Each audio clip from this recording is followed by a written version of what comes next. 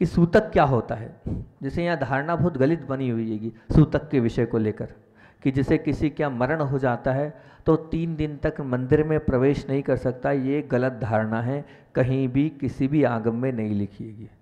ये जो धारणा है आप इसको गलत माने, ऐसा कुछ भी नहीं है। आपने दाग दिया, उसके बाद आप आए, दर्शन करने के अधिकारी हैं अंदर, मतलब जिस परिवार को है उस परिवार की बात करो, बाकी सब तो आ सकते हैं। जिस परिवार में अगर किसी की मृत्यु हो गई है तो वो आए, वो मंदिर आए, बल्कि उधर तो ऐसा होता है मंदिर ले जाया जाता है, मंदिर जाने के बाद ही उसकी शुद्धि होती है।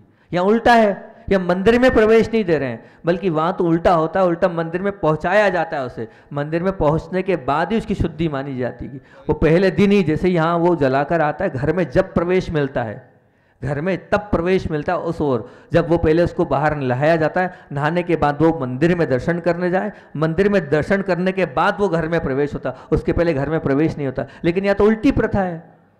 ये क्यों ऐसी प्रथा है समझ में नहीं आ रहा है। मतलब आप प्रथाएं भगवान के साथ, धर्म के साथ आप ऐसी उल्टी उल्टी प्रथा क्यों लगा रहे हो? नहीं, बिल्कुल गलत। वो आ सकता है, आने में कोई बाधा नहीं है, दर्शन कर सकता है, अंदर आ सकता है। बस इतना है, जिस परिवार को सूतक लगाए वो धार्मिक वस्तु, जो धार्मिक है, जिनवाणी आदि है और अन्य चीजें जो है वो नहीं छुए। अंदर तक आने का पूरा अधिकार है, भगवान के अंदर से दर्शन कर सकता है। वो गंधोदक ना लगाए, वो चावल ना चढ़ाए, वो पूजन ना करे, वो अभिषेक ना करे। लेकिन ये कौन सी धारणा है कि आप अंदर नहीं आ सकते हो? ये जो धारणा है गलत धारणा है, एक गलत परिपाटी है, इसको हम बदलें।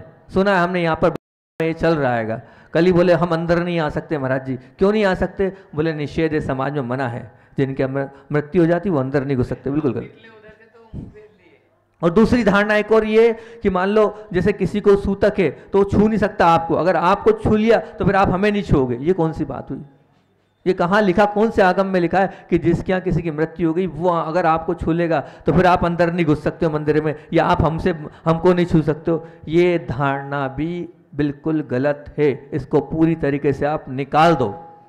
अगर ये बनी हुई धारणा तो आप इसको बाहर करो। अब ऐसा बिल्कुल सोच नहीं होना चाहिए। ऐसा कुछ नहीं है कि उसकी मृत्यु हो गई है तो अब वो 3 दिन तक या जितना भी आप मान रहे वो नहीं कर सकता। गलत धारणा है, बिल्कुल गलत धारणा। अध्यक्ष जी, ये नहीं होना चाहिए। समाज में कुरीति है।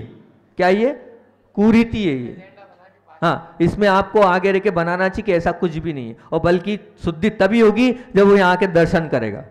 और दूसरी बात, वो लोग जो आए, जो गए, मतलब दाग देने गए नहीं, वो भी आए और वो भी दर्शन करें, तब उसकी शुद्धि मानी जाएगी। उसके बिना नहीं। वहां तो जब तक भगवान के दर्शन नहीं होते हैं तब तक अंदर घर में प्रवेश नहीं मिलता। और यहाँ उल्टी बात हो रही है, पूरा ही विपरीत हो रहा है। ऐसा उल्टा क्यों? या तो हमें कोई आगम दिखा दे कहीं पर कि कहाँ लिखा है ऐसा, या तो आप आगम दिखा दो मुझे कि हाँ महाराज जी यहाँ लिखा है, उसके अनुसार हम चल रहे हैं। लेकिन ये तो उल्टी रीति क्यों चल रही है? ये गलत प्रथा है, इसको बंद करना चाहिए। अध्यक्ष जी और मंत्री जी, कोषाध्यक्ष जी, पूरी कमेटी से हम कह रहे हैं इस रीति को आप समाप्त करें, इस पद्धति को आप समाप्त करें। हो सकता है? नहीं हो सकता है? बोलो तो सही। नहीं तैयार हैं आप? तैयार हैं? देवशास्त्र गुरु की बात भी नहीं मानना क्या? तो हाँ तो करो, ठीक है ना? ये अब नहीं होना चाहिए, इसका आप लगा देना। सब छी सकते हैं, सब आ सकते हैं, कोई उसमें कोई बाधा वाली बात नहीं। हाँ, द्रव्य नहीं चढ़ाना, गंधोदक नहीं लेना, अभिषेक नहीं करना, पूजन नहीं करना, जिनवाणी को नहीं हाथ लगाना, बाकी अंदर आने में कहीं कोई भी बाधा नहीं है। बिल्कुल यही हमने शुरू से मतलब संघ में भी देखा है, अपने घर पर भी, पूर्व अवस्था के घर में भी देखा है, और यहाँ की प्रथा से हमें बिल्कुल, और राजस्थान में भी ऐसा चलता है। ठीक है ना? इसको ध्यान रखना।